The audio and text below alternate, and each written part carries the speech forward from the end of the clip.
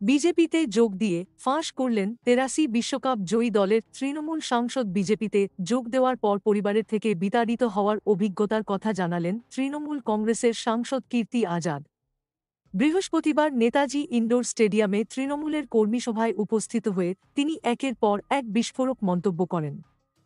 কীর্তি আজাদ, যিনি ১৯৮৩ সালের বিশ্বকাপ জয়ী দলের সদস্য ছিলেন এবং বর্তমানে তৃণমূল কংগ্রেসের টিকিটে নির্বাচিত হয়ে বর্ধমান দুর্গাপুর কেন্দ্রের সাংসদ, এদিন তিনি নেতাজি ইনডোরে উপস্থিত তৃণমূল সমর্থকদের উদ্দেশ্য করে বলেন, আমার চেয়ে ভালো বিজেপিকে কেউ চেনে না। কীর্তি আজাদ বলেন, কর্মীদের ছাড়া কোনো সংস্থা চলতে পারে না।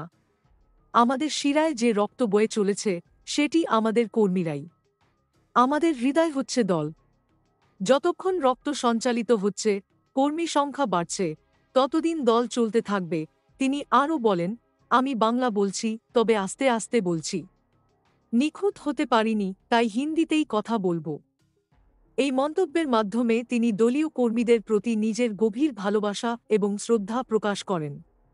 তবে কীর্তি আজাদের মন্তব্যের বিশেষ গুরুত্ব ছিল তার বিজেপিতে যোগদান সম্পর্কিত অভিজ্ঞতা নিয়ে। তিনি জানান, ১৯৯১ সালে বিজেপিতে যোগ দেওয়ার পর তার বাবা তাকে বাড়ি থেকে বের করে দিয়েছিলেন।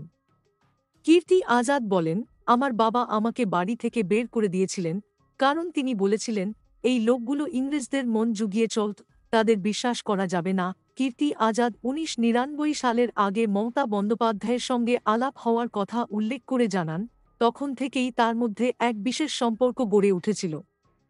তিনি বলেন, মমতা দিদি যখন ক্রীড়ামন্ত্রী ছিলেন, তখন তিনি আমাকে বলেছিলেন, কীর্তি, তুমি আর তোমার বাবা সম্মান পাচ্ছ না। আমাদের দলে এসো, সম্মান পাবে। এই কথার পর তিনি মমতা বন্দ্যোপাধ্যায়ের প্রতি নিজের কৃতজ্ঞতা প্রকাশ করেন এবং বলেন, আজ সত্যিই দিদি, আপনি আমাকে সম্মান দিয়েছেন।